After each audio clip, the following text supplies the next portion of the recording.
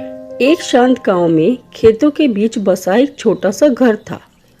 उस घर में एक बूढ़ा किसान रहता था, अनुभव से भरा मगर दिल में एक चिंता लिए हुए। उसके दो बेटे थे, पर दोनों ही आलसी, काम से जी चुराते, दिन भर यूं ही समय बर्बाद करते। किसान अक्सर सोचता, मेरे बाद इनका क्या होगा, ये जीवन का असली मतलब कम समझेंगे। एक दिन उसने ठान लिया, अब इन्हें सिखाना ही होगा। उसने दोनों बेटों को अपने पास बुलाया, हाथ में कुछ रुपये दिए और बोला, बेटा, इन पैसों से ऐसी चीज खरीद कर लाओ जिससे ये पूरा कमरा भर जाए। जो इसे सबसे अच्छे तरीके से भरेगा वही मेरी संपत्ति का हकदार होगा।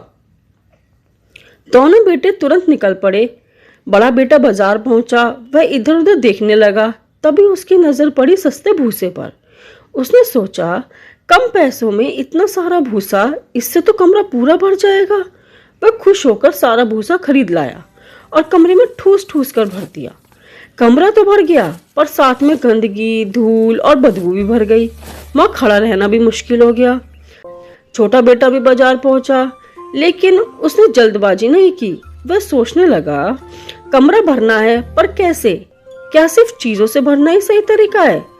कुछ देर सोचने के बाद उसके चेहरे पर हल्की सी मुस्कान आई। उसने एक छोटी सी मोमबत्ती खरीदी और कुछ अगरबत्तियां। शाम होते ही वह घर लौटा, कमरे में गया और मोमबत्ती जला दी। जैसे ही लौ जली, पूरे कमरे में रोशनी फैल गई। फिर उसने अगरबत्ती जलाई और पूरा कमरा मीठी खुशबू से महक उठा। किसान पहले बड़े बेटे के कमरे में गया। वह गंदगी, धूल और घुटन थी। उसका चेहरा उतर गया। फिर वो छोटे बेटे के कमरे में गया। जैसे ही अंदर कदम रखा, उसकी आंख चमक उठी। कमरा रोशनी से भरा था और वातावरण सुगंध से।